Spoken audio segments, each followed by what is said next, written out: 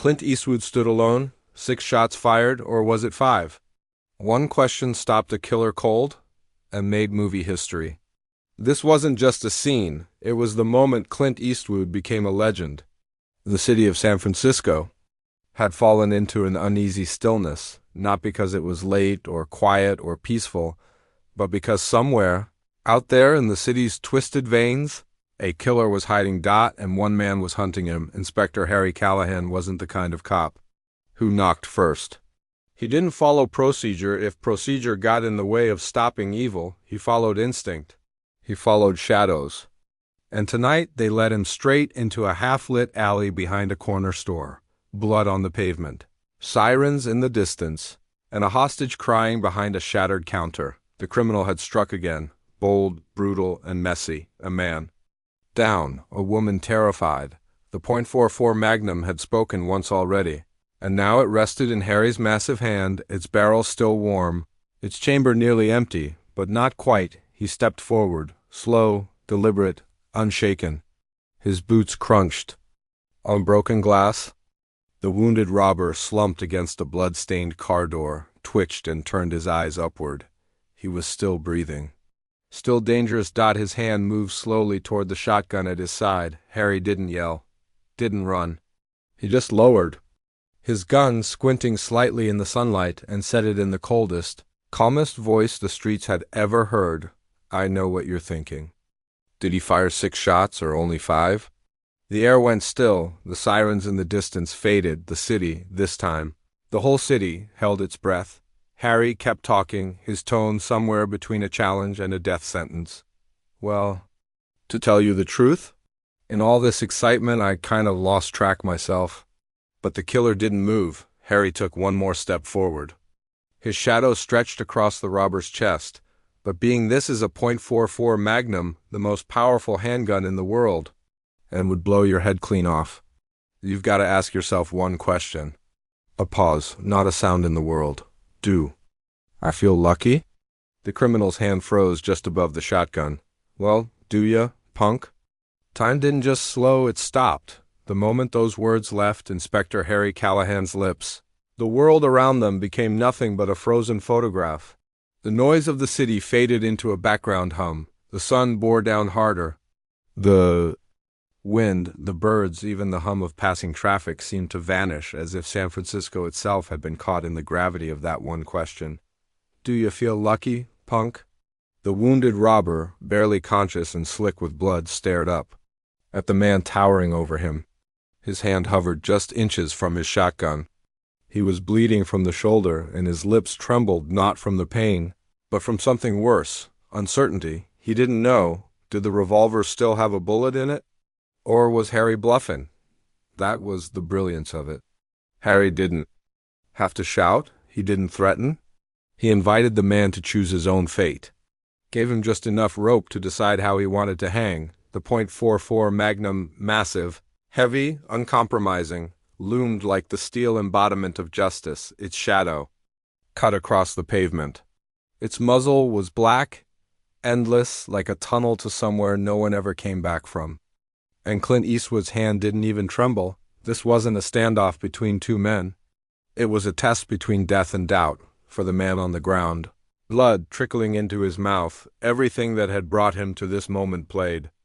Behind his eyes, the getaway, the robbery, the woman screaming, the gunshots. And now, a decision that couldn't be unmade? The city didn't breathe. A bead of sweat fell from his brow, ran down his cheek, and mixed with the dust on the ground. His fingers inched toward the shotgun. Harry didn't blink, not once. His gaze was a stone wall, unmoving, unfeeling. Eyes like gun barrels. Mouth like a blade. The shotgun was still. The man's hand collapsed back onto the pavement, and he rolled away from the weapon. Surrendering with a half-cry, half-sob, he gave up. Not because he wanted to, but because he couldn't risk it. He didn't feel lucky. Harry exhaled, finally, and lowered the Magnum just slightly. Not all the way. Never all the way. Police cars screeched to a stop just around the corner, officers piling out, weapons drawn. But it was already over. It had been over the moment. Harry said the line because that wasn't just dialogue, it was a psychological weapon. A masterstroke of intimidation sharpened by calm.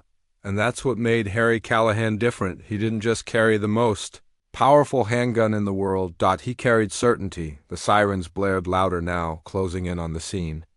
Harry had just brought under control with nothing more than steel nerves and a six-shooter. A pair of patrol cars screeched to a halt at opposite ends of the block, red and blue lights painting the walls of the blood-stained alley. Officers jumped out with pistols drawn, shouting commands, but none were needed.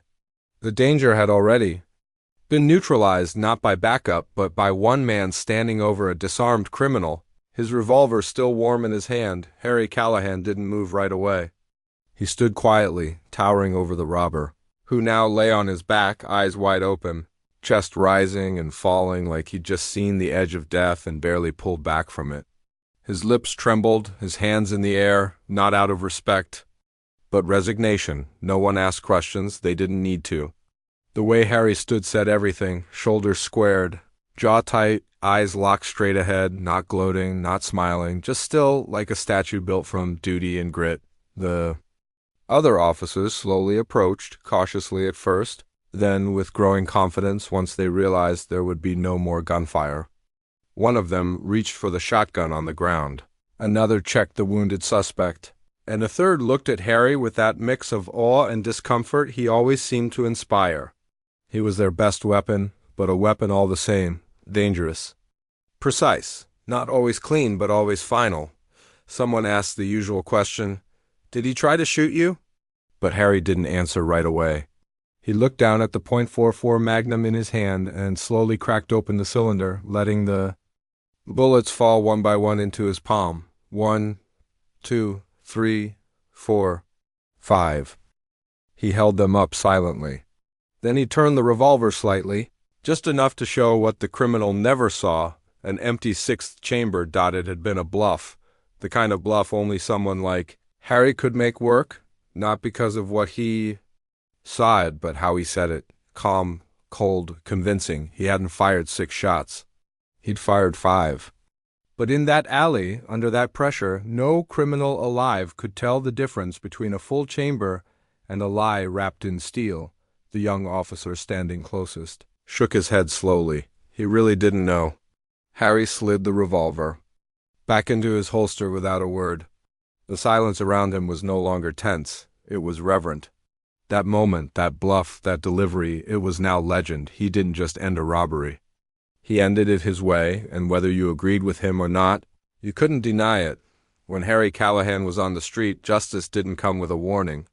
It came with a question. By the time the morning papers hit the stands, the city had already chosen its side. The headline wasn't about the robbery or the gunfight or even the wounded suspect in custody. It was about one line, just one, spoken by a man who rarely said more than necessary. "Do you feel lucky, punk?" It was everywhere. In coffee shops, on radio, on late-night TV, and behind every retelling, there was the same sharp image. Harry Callahan, stone-faced, gun raised, daring a man to test his fate, but not everyone celebrated it. Back at the precinct, Harry sat across from a review board that barely looked him in the eye. The room was gray, the walls, the suits, the tone. Paperwork rustled more than voices. A thin man with round glasses tapped his pen against a folder labeled "Officer-Involved Shooting." He cleared his throat like he was trying to sound brave. "Inspector Callahan, are you aware that your methods are viewed by some as excessive?" Harry didn't answer. He leaned back slightly in his chair, expression unreadable. Watching the man squirm behind polite accusations, another voice chimed in. An older man, softer but sharper. "The suspect survived, yes, but he's claiming you used unnecessary force, that you terrorized him while he was wounded." Harry raised one eyebrow. "He was reaching for a shotgun." The room went quiet for a second, then a third man, this one more political than professional, leaned forward and said what they'd all been building to. "But did you know for certain how many rounds you had left? Was there a risk to public safety if you were wrong?" Harry let the silence stretch before replying. When he did, his voice was low, almost bored. "I knew enough." The answer didn't satisfy them. But it shut them up, because that was the Real reason Harry Callahan scared them, not just because he carried a .44 Magnum, but because he carried conviction. A certainty that didn't come from a badge or a department-issued manual. It came from experience, from scars, from too many nights watching red tape protect bad men while innocent people bled outside the station. A small crowd had gathered, reporters, camera crews, and bystanders who had come to catch a glimpse of the man behind the myth. When Harry finally exited through the front doors, flashbulbs went off like gunfire, microphones flew at his face. Voices shouted over one another. "Harry, do you regret what you said? Is it true the gun wasn't loaded? Would you do it again?" He didn't stop. He didn't answer. He just walked, because Harry wasn't interested in explaining himself to people who'd never seen what he had, people who didn't understand that sometimes a man had to make a choice when there was no time left for rules. That night, San Francisco slept just a little easier, not because the system was perfect, but because Harry Callahan was still on the street, long after the city returned to its rhythm, long after the scene had been cleaned. The reports filed, and the press moved on to its next controversy. The story of what happened in that alley didn't fade. If anything, it grew. It wasn't just another arrest. It was the moment a man stood alone between chaos and order, and didn't flinch. The moment he aimed a revolver with an unknown bullet count, and still won. But even more than that, it was the words. That one question. Do you feel lucky? It spread through San Francisco like wildfire. Cops repeated it in locker rooms. Kids whispered it behind school buildings. Reporters printed it in bold.